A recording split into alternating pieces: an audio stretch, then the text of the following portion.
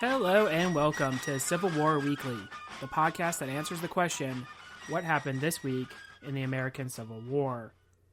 I'm your host, Tim Patrick, and this is episode 208, March 3rd to March 9th, 1865. Last week, we discussed what could be considered to be the final act in the Shenandoah Valley. Really, it was a foregone conclusion that the Union forces, under Phil Sheridan, would finally have their KO of Jubal Early, whose career comes to a close following the defeat. This week, we have several smaller events. We will head to Florida, talk U.S. Secretary of the Treasury, and look back on earthworks and how they changed the course of the war. First, though, let's get Abraham Lincoln officially into his second term. Before we do that, though, we do need to talk about some Patreon content.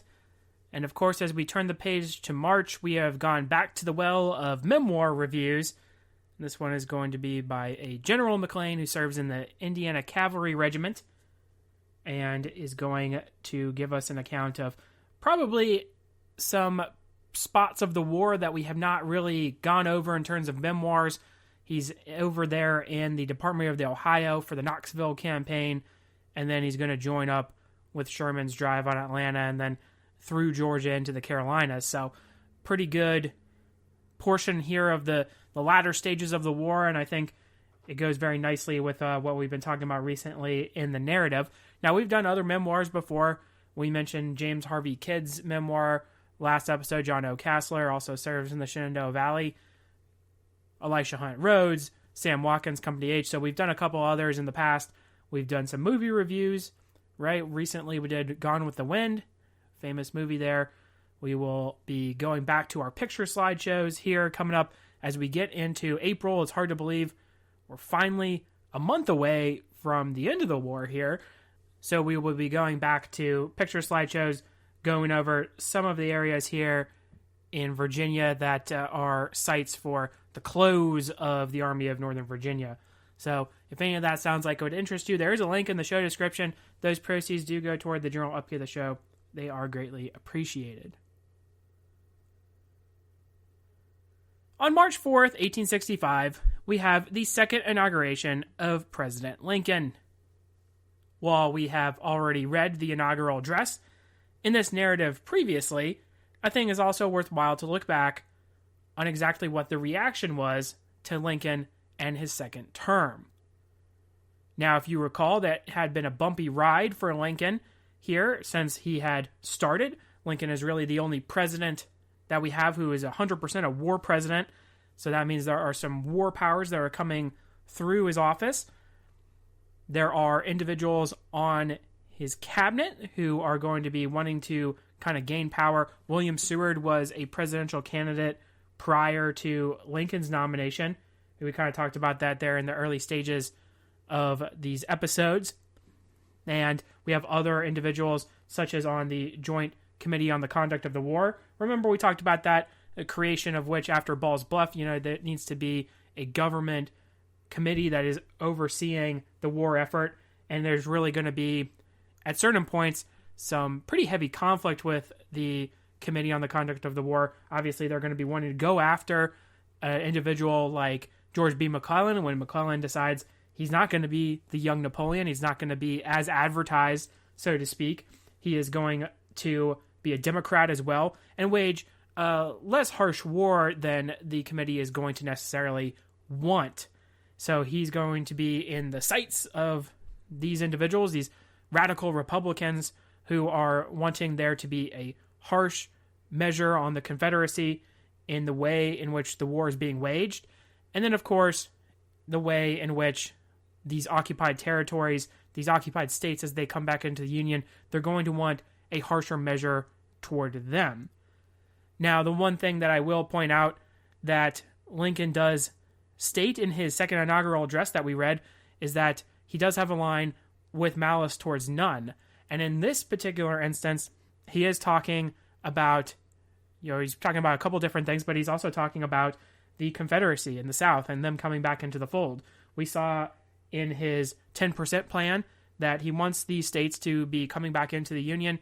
That's always been the number one goal. I know I sound like a broken record when I say that restoration of the Union is going to be at the forefront of Abraham Lincoln's mind, and he's going to want to have the best way to accomplish that foremost, and then also accomplish the secondary goal of emancipation, right? We mentioned those war powers before. That's why the Emancipation Proclamation is only for the occupied territory that the Union armies have in the South. He can only have jurisdiction over those states because of the war, and the war is going on. So that's why in 62 it is what it is. But the reaction to his presidency is this, right? In that you had Democrats who are going against him. Obviously, they backed McClellan. McClellan doesn't really run a particularly good campaign, so he is going to lose. But you had these Democrats who are going to be against him. But now that he's elected president, it's really kind of like, what are you going to do, right? Like, you're going to want for a peaceful conclusion of the war. But by this point, by the time we're getting into late 64, early 65, the writing is pretty much on the wall. So the Democrats are there, right? They're not particularly satisfied, but, again, like I said, it kind of is what it is. And so it might surprise you to note that you would have Republicans, radical Republicans especially, who are not going to be happy with Abraham Lincoln.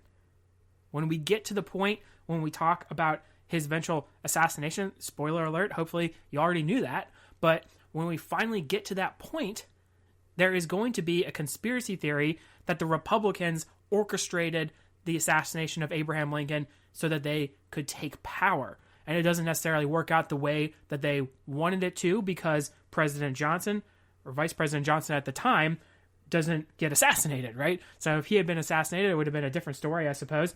And it is a pretty wild tale. We like our conspiracies, right? I feel it's kind of popular in the modern day here, where we like them. But, there's not really a whole lot of evidence to support that. So it's a fanciful story, not necessarily true at all. But there is this growing discontent with Lincoln, right? He wasn't particularly radical as a member of the Republican Party when he was nominated, right? That's kind of his appeal, is that he's not as radical. And he's put into this lens of being radical by the South. For them, it's really anyone who is a Republican, anyone who is pro-abolition is going to be the most terrible candidate that you could possibly think of. Now, you're probably going to see some more outlandish takes on Lincoln, especially if you're in the Southern press. Remember, he had been left off the ballot mostly in Southern states. They didn't even want to have him as an option to be elected. So you probably don't know a whole lot about this guy. You don't really know a whole lot about his politics. Lincoln doesn't really do a whole lot of campaigning leading up to the election. So you probably have even less of an idea of how this is going to work with him as president.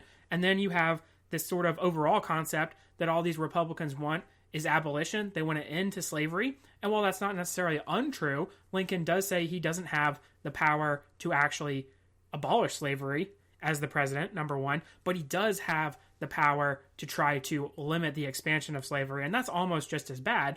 And that's why we get into the start of the Civil War here, the kind of what that sparks it off here in the beginning back in 1861. Now, you still have the same Abraham Lincoln. His views have not necessarily changed. He has an opportunity through the war to accomplish this secondary goal, and he takes that opportunity to go ahead and do it. He's not necessarily the best guy, poster child, I guess, for abolition. One of the first ideas that he's going to have is going to be to any of the formerly enslaved individuals, send them back to Africa. And he's going to ask an individual like Frederick Douglass what he thinks about that, and that's going to be absolutely unacceptable to them. It's a wild concept for us, I think, in the modern day to even think about that. But obviously, for even them back then, it's unacceptable because this is really the only home they've ever known. So they don't want to actually leave, right? They just want to have the same rights as everybody else. And that's really not a whole lot to ask if you're thinking about it. But you're still going to have Lincoln, and Lincoln is going to want to have a very soft, or at least more lenient Reconstruction in mind than some of these other radical Republicans. So there's going to be a split between him and the main Republican Party. He's still their candidate, right? They weren't going to run anybody else necessarily against him, although there were some rumors that they might try to. But Abraham Lincoln is still very much a good example of a war president. We talked about that here in the beginning. He does a good job of running the country when at war. So it's going to be hard to actually try to replace him. He is the incumbent after all. It's very rare that you see an incumbent that's not going to be on the next ticket. So for a lot of Republicans, it's going to be like, all right, well, maybe we can go ahead and still have the kind of measures that we want to have with Lincoln at the helm. We're just going to have to try to change some things. And Lincoln obviously is not going to want to bend to that. Now, there is also in the back of the mind here that eventually, and this is eventually what happens with Johnson, and we'll talk about this when we get into Reconstruction, but eventually the executive branch is going to have less power because there's going to be no more war. So you're going to go back to Congress in that sense, and then they're going to be the ones who are driving policy. Now, that is going to be on the horizon. So Lincoln is going to be trying to set out these plans so they can kind of unfold before that happens. That's why there's a big effort to try to gain individuals back into the fold from these states. Louisiana is an example, right? Try to establish a government there, state government, that can go back into Congress. And so Lincoln is going to have that in mind. But I guess the overall point that I'm trying to make here is that while you're probably thinking back to your, and I know I go back to this well a lot, you're going back to your grade school history books and you're saying, hey, everything was hunky-dory, Abraham Lincoln got elected. You probably didn't know that there was a little bit of a kind of touch and go for a little bit for Abraham Lincoln, and in terms of being reelected, even. You probably think, everybody celebrates, yay, Lincoln gets his second term, obviously, and then we kind of move forward from there. Well, it might surprise you to know that not everybody was necessarily really happy about that. And we have to kind of couple that with the sense that when Lincoln does get reelected, he is sort of signing the death warrant of the Confederacy. There's no more hope for them at that point. They might have been hopeful with a McClellan who wants to kind of just settle things peacefully, but without a total surrender, unconditional surrender grant, without anyone else at the helm but Lincoln, it's really going to be kind of a done deal for the Confederacy. And it's been going that way for some time. So there's not just one thing that I think puts the nail in the coffin, so to speak, but certainly the door is completely slammed shut with Lincoln being reelected, as we talked about that back in November when he was reelected in the narrative. So yes, we have a kind of foregone conclusion now at this point for the Union to win, the North to come out victorious in the war. You have Lincoln, who is taking his softer approach to Reconstruction and going to want to try to continue that. You have the radical Republicans who are not going to be happy with that at all. You have Lincoln splitting from them. And here we have the state of affairs as we roll into this final portion of the war here in 1865. Lincoln on March 6 would appoint Hugh McCulloch to the role of Secretary of the Treasury. Remember that there had been a vacancy there. McCulloch had been president of the Bank of Indiana, moving to that state from being born in Maine. With Indiana still being a new state, there would be a move to have a stable banking institution there. And so he would actually do a good job of making the Bank of Indiana one of the more stable institutions in the United States. Lincoln would invite him to Washington and unexpectedly offer him the Treasury. McCulloch would go on to serve not only Lincoln but also Johnson in this role, and in many ways was a fortuitous appointment. Lincoln did have a knack for understanding the talents that potential cabinet members could bring to the table. McCulloch would be facing a tough financial situation for the nation. Obviously, there being a lot of debt caused by the war and paper currency, something many disagreed with, wanting to again return to the gold standard. He would successfully move the country to reducing the debt, and while there was not a full absolution of paper money, did reduce the circulation of the notes. With inflation being rampant, he would be able to reduce this to minimal status by Chester A. Arthur. Additionally, McCulloch would be able to bring the southern states back into the federal fold, so not an easy task. McCulloch would do well for himself in the meantime. Post-government service, he would become a financier and a millionaire by 1892. March 6 would see the second largest battle fought in Florida, and also a skirmish that would be considered to be the last Confederate victory of the war at Natural Bridge.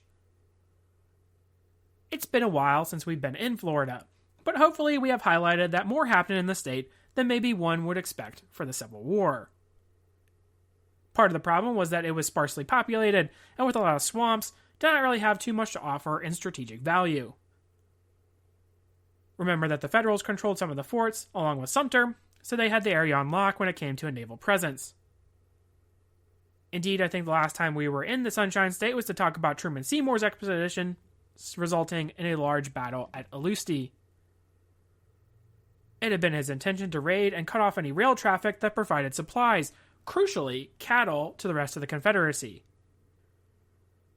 Remember, we talked about how important the beefsteak raid was. Well, we have some other sources of cattle. Notably, you have Texas, which has been effectively cut off with the capture of Vicksburg. You also had Florida that had some cattle as well, and it's going to be difficult to get them into where they need to be in the Confederacy.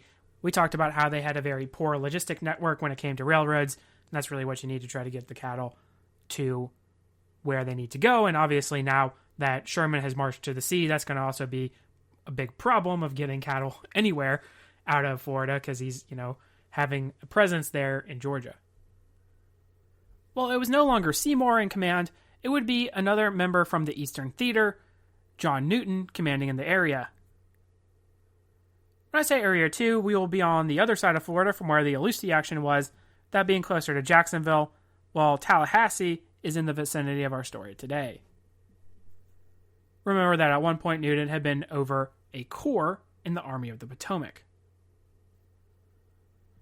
While maybe not the greatest general officer, he was very importantly for Meade, one of his partisans in a time where Meade needed allies in the office cadre. At the very least, Newton was not a Hooker partisan, and when I mean Hooker, I'm talking about Joe Hooker, so he had his value there. Remember that when Meade takes over the Army of the Potomac, remember that is essentially going to be Joe Hooker's army. Meade takes over while it's on the march. So you're going to still have a lot of individuals who are going to be loyal to Hooker. Remember, we had Butterfield still in his role for the time being, at least for the Battle of Gettysburg, very much in that camp. Well, Newton was going to lead troops in the direction of Tallahassee. His goal was to eliminate Confederate forces that were raiding in the area. To do this, he would have a combined infantry and naval force moving up the St. Marks River. The Navy would find the passage troublesome, however, the infantry moving on alone. In the meantime, Confederates under the overall direction of Sam Jones, but more direct supervision of William Miller, would dig in. Jones, remember, has bounced around a tad, being in Southwest Virginia and Florida. At one point, Bragg had been openly critical of him, calling him essentially worthless, but he did have the keen sense of allowing for talented officers to lead where he might have been lacking. Case in point, you can see the Battle of Aleutians. Miller was an experienced battlefield leader.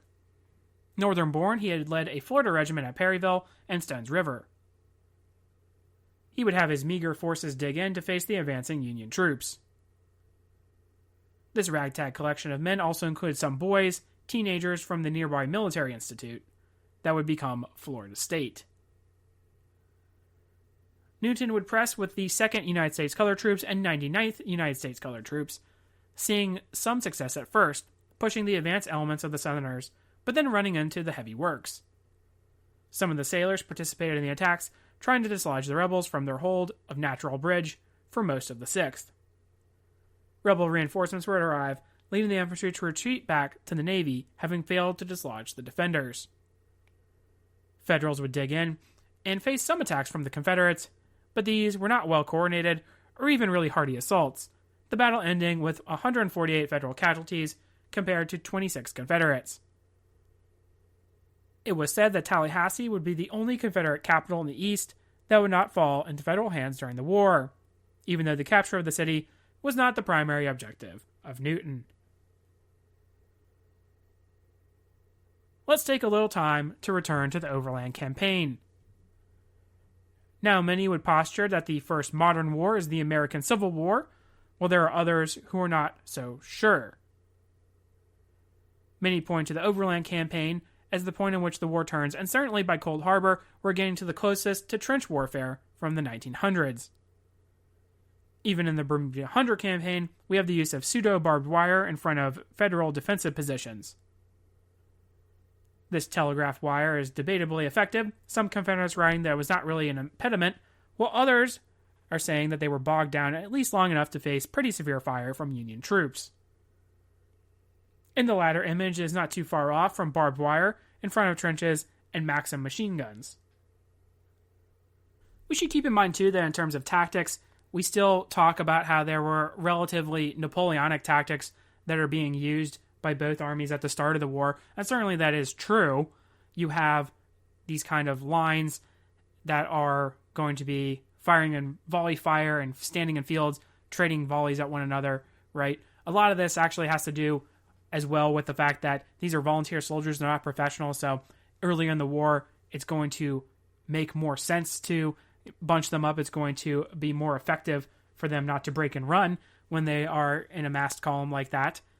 Now, we should also kind of point out that the two wars that are leading up to the Civil War, immediately leading up to the Civil War, the Crimean War as well as the Italian Wars, both of those are going to still have some similar tactics, but most notably, there is going to be emphasis on a bayonet charge, right? You're still going to try to have to carry positions by force of the bayonet, right? Certainly in the Italian Wars, you see a lot of that. So you have these kind of conflicting ideas, right? Flanking movements. This is coming back to when we talked about our tactics with Jomini and we talked about Dennis Hart Mahan, right? Where both of them are going to kind of preach the pieces that we can put together from most Civil War generals. Flank movements, frontal assaults, right? Still going to be very important. The use of interior lines, important as well. So you have all those that are kind of bunched together, and then you have our tactics in the Civil War. Well, things are going to kind of change, not all the way change, I should say, so we don't actually get to the point where we're doing trench warfare here, but you can still see the emphasis on carrying positions with a bayonet with a frontal assault, even into the 1900s, so you can tell it doesn't really change a whole lot. Let's take a brief look at the Overland Campaign, starting with the Wilderness, to dive a little deeper. We mentioned back in 1864 that the Wilderness was essentially the last offensive battle for Lee. From then on, he's really not going to be able to act the way he really wants to on the battlefield. The earthworks that were placed on the field, especially those of Richard Ewell's Confederate Second Corps at Saunders Field, were not permanent. In many ways, these were similar to earthworks already used in other battles. We have Chancellorsville being one such example. Deceptively, the Confederates would use limited defensive works at Fredericksburg, so even a battle considered to be a defensive masterpiece for Lee, they would still be primed for offensive action and not dig in. In fact, when you go there, and we talked about this a little bit when we had actually a picture slideshow from Fredericksburg, a lot of the earthworks that you see there are going to be dug after the fact. When the armies are going to be in place, the Confederates are going to start to dig in. So it's a little bit deceptive when you have the first battle of Fredericksburg versus the earthworks that you see there now. Spotsylvania was really the beginning of the shift to Lee being forced to use defensive structures, but it's important to keep in mind that he's still trying to be threatening as an attacking force. Even with the attrition of his army, the quality of his troops is going to be superior than the replacements that are getting funneled into the Army of the Potomac. For that reason, Meade and Grant will feel the need to build defensive works of their own. In some ways, they would be like the old Roman armies, who would build camps that could be defended by attacking forces every night while in enemy territory. The Federals would be concerned with Lee, a kind of wounded tiger, so they would be wary. Remember, you have this ill-advised movement of the Confederate forces, ultimately ill-advised movement at the Harris Farm portion of the Spotsylvania battle, where you're going to have members of the Second Corps moving out and engaging with some of these heavy artillery units, and while they are going to get the better of them, these more rookie regiments, it's just going to be something that Lee doesn't necessarily need to do. He didn't need to have his men move out of their earthworks, and it's going to just cause some unnecessary casualties for the Confederates in general. In some ways, the shift to the defensive for Lee changed the entire nature of the conflict, leading to Cold Harbor, really true trench warfare. Very impressive works at Spotsylvania and North Anna by the Confederates would see the Union troops maneuvering. Grant would get to essentially the same spot McClellan got before having to shift. From there, the defensive works would revert to others seen during the war, especially in siege situations like Port Hudson and Vicksburg. It would not be the same as a continuous trench line. So much of the imagery we see at Cold Harbor is like World War I. You could describe the truces there and compare that to the Christmas truce of 1914 very easily. So in many ways, the penultimate battle of the Overland Campaign, sometimes considered to be the end, leads to this concept of modern war and really a different type of earthwork we had not really seen before. In this regard, it would be more permanent than the smaller scale works on previous battles, but very different than the forts that ring cities. So we will go ahead and pause there for now. Today we talked Lincoln and his inauguration, as well as his posting of Hugh McCulloch. Natural Bridge would be fought in Florida, considered to be the last Confederate W of the war, and we spent some time talking Civil War earthworks and their significance in the East. Next week, we'll check in on an act of desperation in Richmond and also launch James Wilson's finest achievement, the Selma Raid. If you like what you hear, please make sure to leave a review. Posted in the description should be a link to the website as well as Patreon. Support for the general upkeep of the show is greatly appreciated. Feedback's always welcome. Questions, comments, concerns, the email is cwweeklypod@gmail.com. Thank you all so much for listening, and have a great week.